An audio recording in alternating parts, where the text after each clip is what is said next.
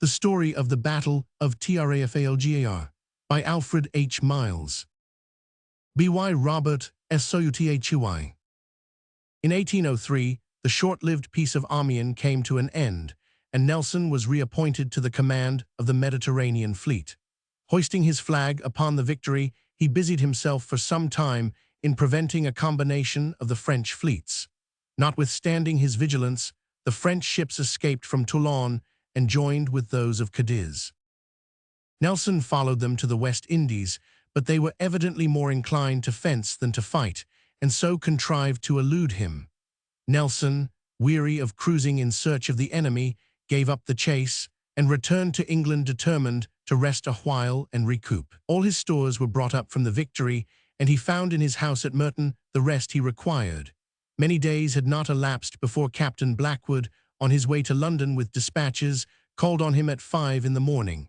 Nelson, who was already dressed, exclaimed the moment he saw him, "I am sure you bring me news of the French and Spanish fleets. I think I shall yet have to beat them." They had refitted at Vigo after an indecisive action with Sir Robert Calder, then proceeded to Ferrol, brought out the squadron from thence, and with it entered Cadiz in safety.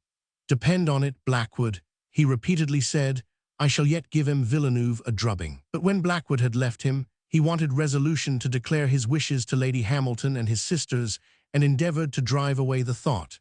He had done enough, he said, let the man trudge it who has lost his budget. His countenance belied his lips, and as he was pacing one of the walks in the garden, which he used to call the quarterdeck, Lady Hamilton came up to him and told him she saw he was uneasy. He smiled and said, no, he was as happy as possible. He was surrounded by those he loved. His health was better since he had been on shore, and he would not give sixpence to call the king his uncle. She replied that she did not believe him, that she knew he was longing to get at the combined fleets, that he considered them as his own property, that he would be miserable if any man but himself did the business, and that he ought to have them as the price and reward of his 2 years' long watching and his hard chase. "Nelson," said she, "however we may lament your absence, offer your services, they will be accepted, and you will gain a quiet heart by it. You will have a glorious victory, and then you may return here and be happy." His services were as willingly accepted as they were offered, and Lord Barham, giving him the list of the navy, desired him to choose his own officers. "Choose yourself, my lord," was his reply. "The same spirit actuates the whole profession. You cannot choose wrong." Early on September 14th, Nelson reached Portsmouth, and having dispatched his business on shore, endeavored to elude the populace by taking a byway to the beach. But a crowd collected in his train, pressing forward to obtain sight of his face. Many were in tears, and many knelt down before him and blessed him as he passed. England has had many heroes, but never one who so entirely possessed the love of his fellow countrymen as Nelson. All men knew that his heart was as humane as it was fearless, that there was not in his nature the slightest alloy of selfishness or cupidity, but that with perfect and entire devotion he served his country with all his heart, and with all his soul, and with all his strength, and therefore they loved him as truly and as fervently as he loved England. They pressed upon the parapet to gaze after him when his barge pushed off, and he was returning their cheers by waving his hat. The sentinels who endeavored to prevent them from trespassing upon this ground were wedged among the crowd, and an officer, who not very prudently upon such an occasion ordered them to drive the people down with their bayonets, was compelled speedily to retreat, for the people would not be debarred from gazing till the last moment upon the hero, the darling hero of England. Nelson arrived off Cadiz on September 29th, his birthday.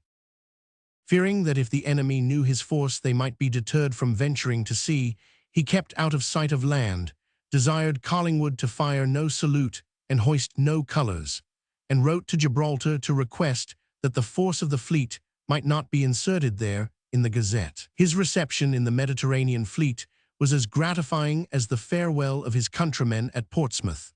The officers, who came on board to welcome him, forgot his rank as commander in their joy at seeing him again. On the day of his arrival, Villeneuve received orders to put to sea the first opportunity. Villeneuve, however, hesitated when he heard that Nelson had resumed the command. He called a council of war, and their determination was that it would not be expedient to leave Cadiz unless they had reason to believe themselves stronger by 1/3 than the British force. In the public measures of this country secrecy is seldom practicable and seldom attempted. Here, however, by the precautions of Nelson and the wise measures of the Admiralty, the enemy were for once kept in ignorance. For, as the ships appointed to reinforce the Mediterranean fleet were dispatched singly, each as soon as it was ready, their collected number was not stated in the newspapers, and their arrival was not known to the enemy, but the enemy knew that Admiral Louis, with 6 sail, had been detached for stores and water to Gibraltar. Accident also contributed to make the French admiral doubt whether Nelson himself had actually taken the command. An American, lately arrived from England, maintained that it was impossible, for he had seen him only a few days before in London, and at that time there was no rumor of his going again to sea. The station which Nelson had chosen was some 50 or 60 miles to the west of Cadiz, near Cape St. Mary's. At this distance, he hoped to decoy the enemy out, while he guarded against the danger of being caught with a westerly wind near Cadiz and driven within the straits. The blockade of the port was rigorously enforced, in hopes that the combined fleet might be forced to sea by want. The Danish vessels, therefore, which were carrying provisions from the French ports in the bay, under the name of Danish property, to all the little ports from Eamont to Algeciras, from whence they were conveyed in coasting boats to Cadiz, were seized. Without this proper exertion of power, the blockade would have been rendered nugatory by the advantage thus taken of the neutral flag. The supplies from France were thus effectually cut off. There was now every indication that the enemy would speedily venture out. Officers and men were in the highest spirits at the prospect of giving them a decisive blow, such, indeed, as would put an end to all further contest upon the seas. "I verily believe," said Nelson, writing on October 6, "that the country will soon be put to some expense on my account, either a monument or a new pension and honors, for I have not the smallest doubt but that a very few days, almost hours, will put us in battle. The success no man can ensure, but for the fighting them, if they can be got at, I pledge myself. The sooner the better. I don't like to have these things upon my mind." At this time he was not without some cause of anxiety. He was in want of frigates, the eyes of the fleet, as he always called them, to the want of which the enemy before were indebted for their escape and Bonaparte for his arrival in Egypt. He had only 23 ships, others were on the way, but they might come too late, and though Nelson never doubted of victory, mere victory was not what he looked to. He wanted to annihilate the enemy's fleet. On the 9th, Nelson sent Collingwood what he called, in his diary, the Nelson touch. "I send you," said he, "my plan of attack, as far as a man dare venture to guess at the very uncertain position the enemy may be found in, but it is to place you perfectly at ease respecting my intentions, and to give full scope to your judgment for carrying them into effect. We can, my dear Cole, have no little jealousies.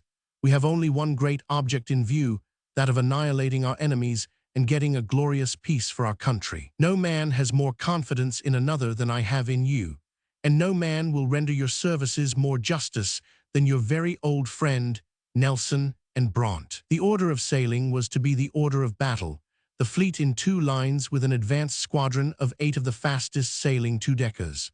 The second in command, having the entire direction of his line, was to break through the enemy about the 12th ship from their rear. He would lead through the center, and the advanced squadron was to cut off 3 or 4 ahead of the center. This plan was to be adapted to the strength of the enemy, so that they should always be 1/4 superior to those whom they cut off. Nelson said that his admirals and captains, knowing his precise object to be that of a close and decisive action, would supply any deficiency of signals and act accordingly. In case signals cannot be seen or clearly understood, no captain can do wrong if he places his ship alongside that of an enemy. One of the last orders of this admirable man was that the name and family of every officer, seaman, and marine who might be killed or wounded in action should be, as soon as possible, returned to him, in order to be transmitted to the chairman of the Patriotic Fund, for the benefit of the sufferer or his family. About 9:30 in the morning of the 19th, the Mars, being the nearest to the fleet of the ships, which formed the line of communication with the frigates inshore, repeated the signal that the enemy were coming out of port. The wind was at this time very light, with partial breezes, mostly from the south-southwest. Nelson ordered the signal to be made for a chase in the southeast quarter. About 2, the repeating ships announced that the enemy were at sea. All night the British fleet continued under all sail, steering to the southeast. At daybreak they were in the entrance of the straits, but the enemy were not in sight. About 7, one of the frigates made signal that the enemy were bearing north. Upon this the Victory hove to, and shortly afterwards Nelson made sail again to the northward. In the afternoon the wind blew fresh from the southwest, and the English began to fear that the foe might be forced to return to port. A little before sunset, however, Blackwood, in the Euryalus, telegraphed that they appeared determined to go to the westward, and that the admiral in his diary, "They shall not do if it is in the power of Nelson and brought to prevent them." Nelson had signified to Blackwood that he depended upon him to keep sight of the enemy. They were observed so well that all their motions were made known to him, and as they wore twice, he inferred that they were aiming to keep the port of Cadiz open and would retreat there as soon as they saw the British fleet. For this reason, he was very careful not to approach near enough to be seen by them during the night.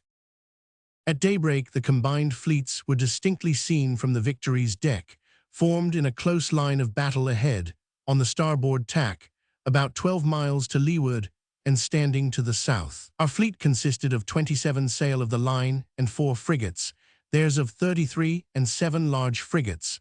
Their superiority was greater in size and weight of metal than in numbers.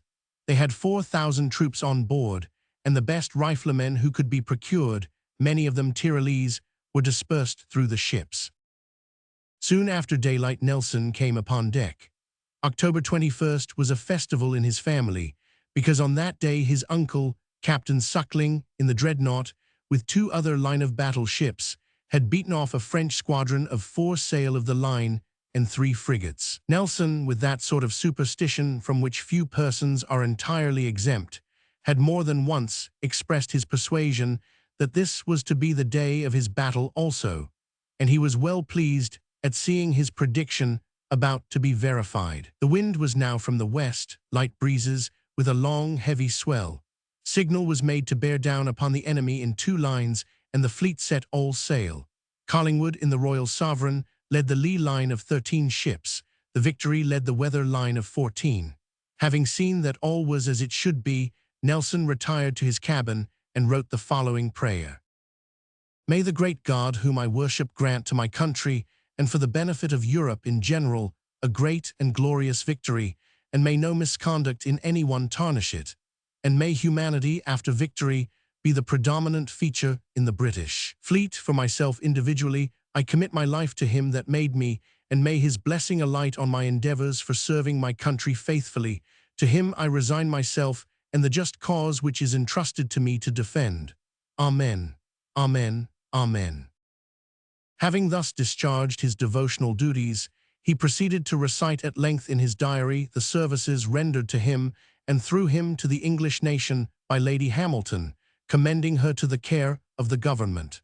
This entry was witnessed by Henry Blackwood and T.M. Hardy. Blackwood arrived on board the Victory about 6 o'clock. He found Nelson in good spirits, but very calm, not in that exhilaration which he had felt upon entering into battle at Aboukir and Copenhagen. He knew that his own life would be particularly aimed at, and seems to have looked for death with almost as sure an expectation as for victory. His whole attention was fixed upon the enemy. They tacked to the northward and formed their line on the larboard tack, thus bringing the shoals of Trafalgar and St. Pedro under the lee of the British and keeping the port of Cadiz open for themselves. This was judiciously done, and Nelson, aware of the advantages it gave them, made signal to prepare to anchor. Villeneuve was a skillful seaman, worthy of serving a better master and a better cause. His plan of defense was as well conceived and as original as the plan of attack. He formed the fleet in a double line, every alternate ship being about a cable's length to windward of her second ahead and astern. Nelson, certain of a triumphant issue to the day, asked Blackwood what he should consider as a victory. That officer answered that, considering the handsome way in which battle was offered by the enemy, their apparent determination for a fair trial of strength, and the situation of the land, He thought it would be a glorious result if 14 were captured. He replied, "I shall not be satisfied with less than 20. Soon afterwards, he asked him if he did not think there was a signal wanting. Captain Blackwood made answer that he thought the whole fleet seemed very clearly to understand what they were about. These words were scarcely spoken before that signal was made, which will be remembered as long as the language or even the memory of England shall endure. Nelson's last signal. England expects every man will do his duty. It was received throughout the fleet with a shout of answering acclamation, made sublime by the spirit which it breathed and the feeling which it expressed. "Now," said Lord Nelson, "I can do no more. We must trust to the great disposer of all events and the justice of our cause. I thank God for this opportunity of doing my duty." The French admiral from the Bucentaure beheld the new manner in which his enemy was advancing, Nelson and Collingwood each leading his line, and pointing them out to his officers, he is said to have exclaimed that such conduct could not fail to be successful. Yet Villeneuve had made his own dispositions with the utmost skill, and the fleets under his command waited for the attack with perfect coolness. 10 minutes before 12, they opened their fire. 8 or 9 of the ships immediately ahead of the Victory and across her bows fired single guns at her to ascertain whether she was yet within their range. As soon as Nelson perceived that their shot passed over him, he desired Blackwood and Captain Prowse of the Sirius to repair to their respective frigates, and on their way to tell all the captains of the line-of-battle ships that he depended on their exertions, and that, if by the prescribed mode of attack they found it impracticable to get into action immediately, they might adopt whatever they thought best, provided it led them quickly and closely alongside an enemy. Standing on the front poop, Blackwood took him by the hand, saying he hoped soon to return and find him in possession of 20 prizes. He replied, "God bless you, Blackwood, I shall never see you again." Nelson's column was steered about 2 points more to the north than Collingwood's, in order to cut off the enemy's escape into Cadiz. The lee line, therefore, was first engaged. "See," cried Nelson, pointing to the Royal Sovereign as she steered right for the center of the enemy's line, cut through it astern of the Santa Ana three-decker, and engaged her at the muzzle of her guns on the starboard side. "See how that noble fellow, Collingwood, carries his ship into action."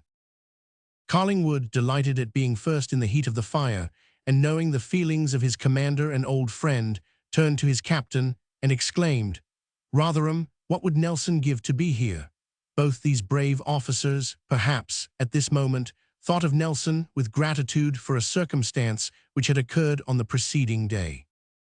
Admiral Collingwood, with some of the captains, having gone on board the Victory to receive instructions, Nelson inquired of him where his captain was, and was told in reply that they were not upon good terms with each other. "Terms," said Nelson, "good terms with each other."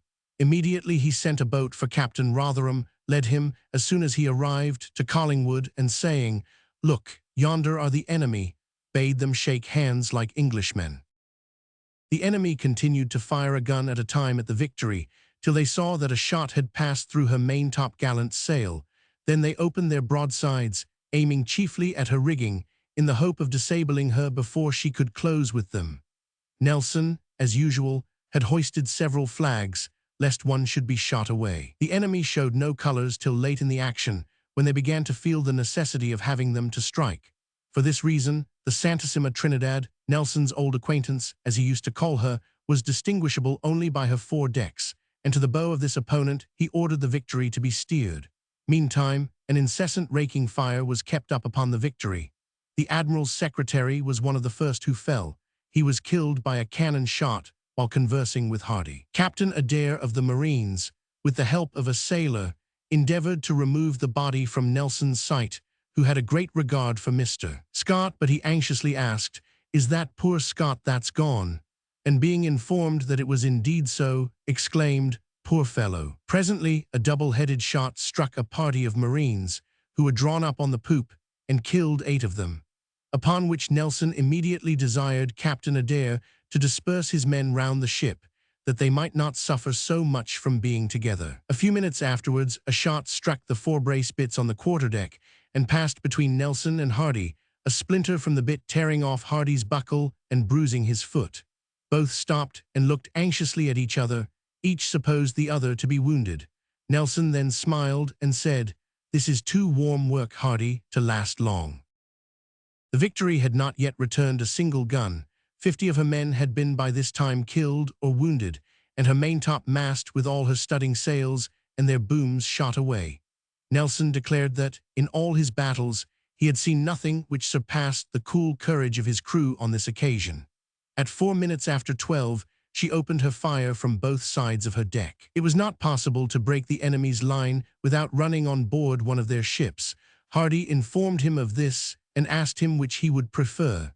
Nelson replied, "Take your choice, Hardy, it does not signify much." The master was ordered to put the helm to port, and the Victory ran on board the Redoubtable just as her tiller ropes were shot away. The French ship received her with a broadside, then instantly let down her lower deck ports, for fear of being boarded through them, and never afterwards fired a great gun during the action. Her tops, like those of all the enemy's ships, were filled with riflemen. Nelson never placed musketry in his tops. He had a strong dislike to the practice, not merely because it endangers setting fire to the sails, but also because it is a murderous sort of warfare, by which individuals may suffer and a commander now and then be picked off, but which never can decide the fate of a general engagement. Captain Harvey, in the Temeraire, fell on board the Redoubtable on the other side. Another enemy was in like manner on board the Temeraire, so that these 4 ships formed as compact a tier as if they had been moored together, their heads all lying the same way. The lieutenants of the Victory, seeing this, depressed their guns of the middle and lower decks, and fired with a diminished charge, lest the shot should pass through and injure the Temeraire. And because there was danger that the Redoubtable might take fire from the lower deck guns, the muzzles of which touched her side when they were run out, the fireman of each gun stood ready with a bucket of water, which, as soon as the gun was discharged, he dashed into the hole made by the shot. An incessant fire was kept up from the Victory from both sides, her larboard guns playing upon the Bucentaura and the huge Santissima Trinidad. It had been part of Nelson's prayer that the British fleet might be distinguished by humanity in the victory he expected. Setting an example himself, he twice gave orders to cease firing upon the Redoubtable, supposing that she had struck, because her great guns were silent, for, as she carried no flag, there was no means of instantly ascertaining the fact.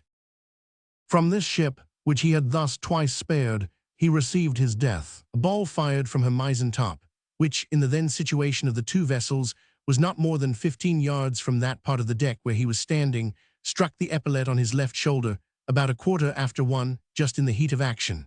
He fell upon his face on the spot which was covered with his poor secretary's blood. Hardy, who was a few steps from him, turning round, saw 3 men raising him up. "They have done for me at last, Hardy," said he. "I hope not," cried Hardy. "Yes," he replied, "my backbone is shot through." Yet even now, not for a moment losing his presence of mind, he observed, as they were carrying him down the ladder, that the tiller ropes, which had been shot away, were not yet replaced, and ordered that new ones should be rove immediately. Then, that he might not be seen by the crew, he took out his handkerchief and covered his face and his stars. Had he but concealed these badges of honor from the enemy, England, perhaps, would not have had cause to receive with sorrow the news of the Battle of Trafalgar. The cockpit was crowded with wounded and dying men, over whose bodies he was, with some difficulty, conveyed and laid upon a pallet in the midshipman's berth. It was soon perceived, upon examination, that the wound was mortal. This, however, was concealed from all except Captain Hardy, the chaplain, and the medical attendants. He himself being certain, from the sensation in his back, and the gush of blood he felt momently within his breast, that no human care could avail him, insisted that the surgeon should leave him and attend to those to whom he might be useful. "For," said he, "you can do nothing for me." All that could be done was to fan him with paper and frequently to give him lemonade to alleviate his intense thirst.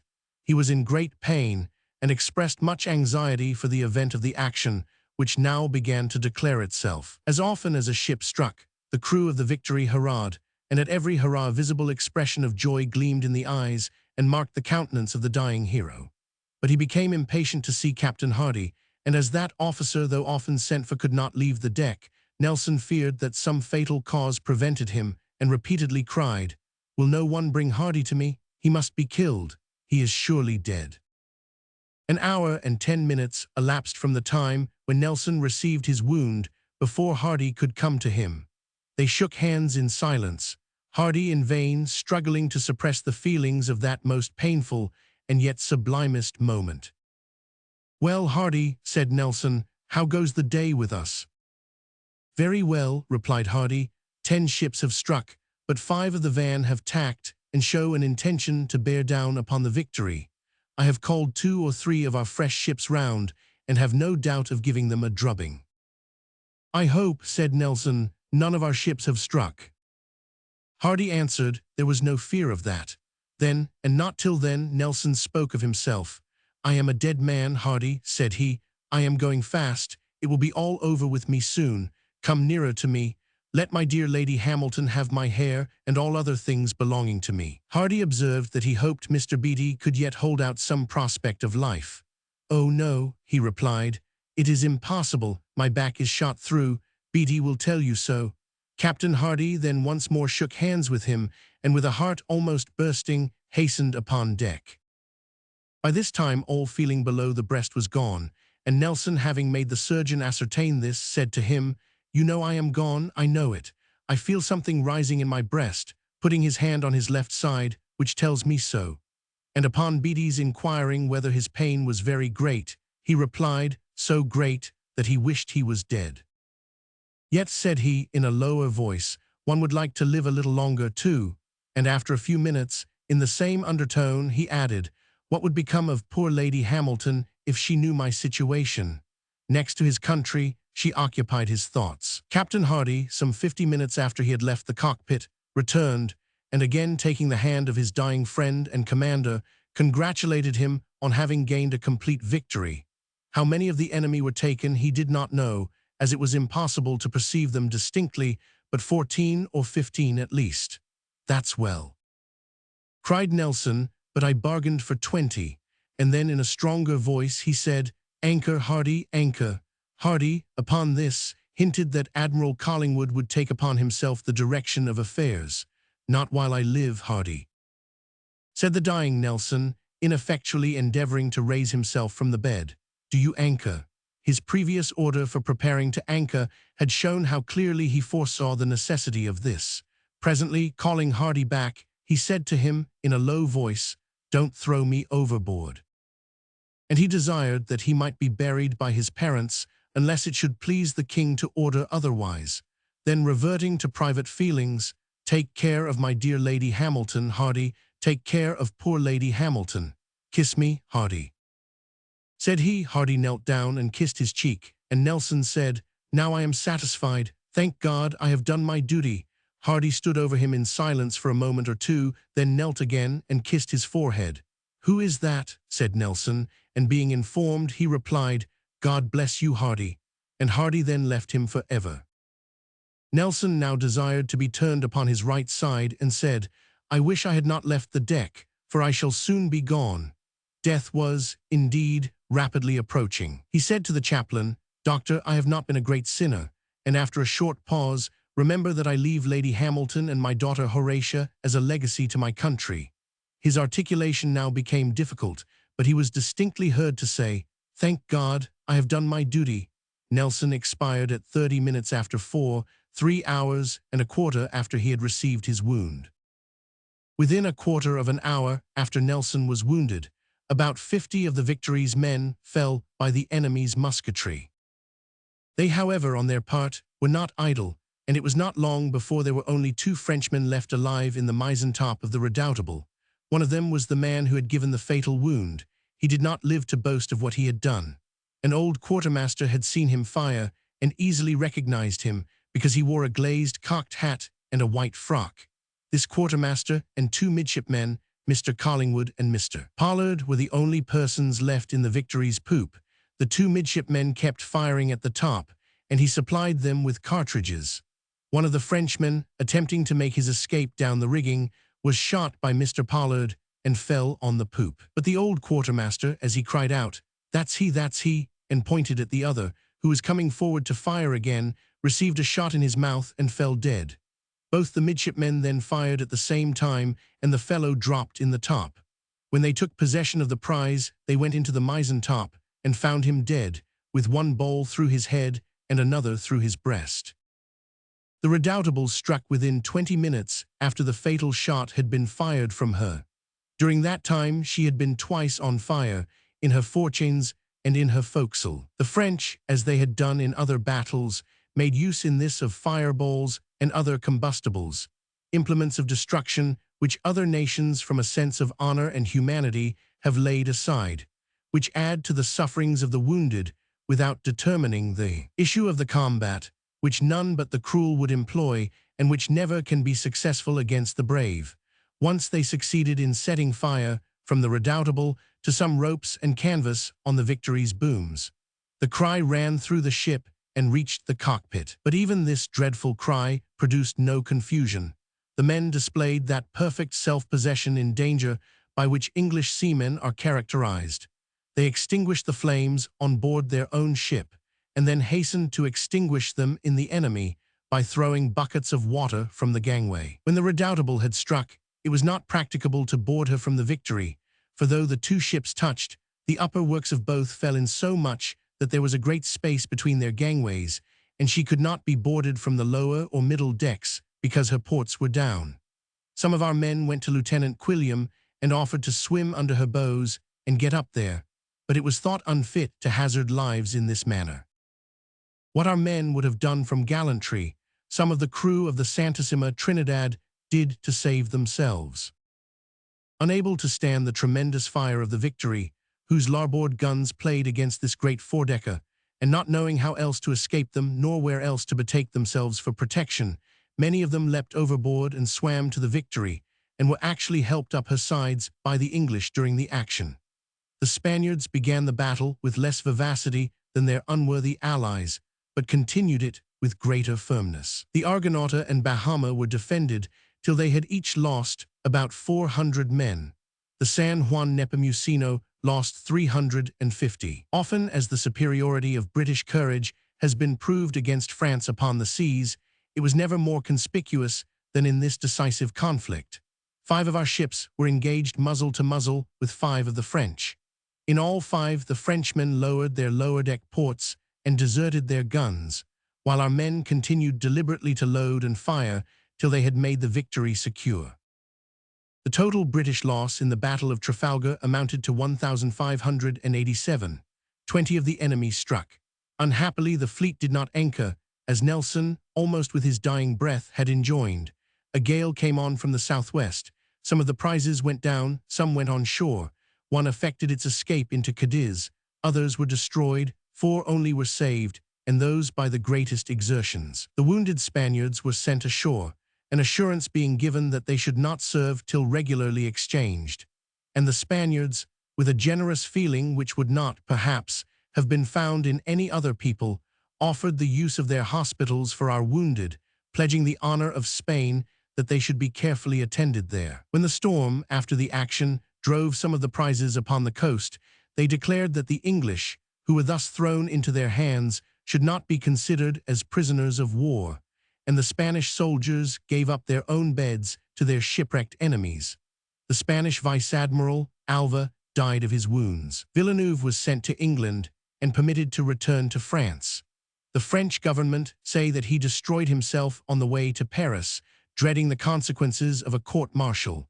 But there is every reason to believe that the tyrant, who never acknowledged the loss of the Battle of Trafalgar, added Villeneuve to the numerous victims of his murderous policy. Obvious typographical and punctuation errors have been corrected. Ambiguous end-of-line hyphenation has been preserved. Inconsistencies in punctuation and hyphenation have been preserved. Several authors contributed to this book. Words printed in reverse order have not been corrected. Numbers in the right margin refer to original pages. Numbers are not shown for blank pages. Trench-le-Mur changed to Trench-le-Mur. 86. With the Carmosel their hours probably should be 3 hours. 173. Aground is spelled aground elsewhere in book. 218. Disturbance changed to disturbance. 229. Added missing quotation mark before had but just. 347. Added missing word those after the return of. 377. Adding missing word on after Nelson was therefore sent. Within the text, these are indicated by dotted lines under the affected words. On devices that support it, hold the pointer over the word and an explanation will appear.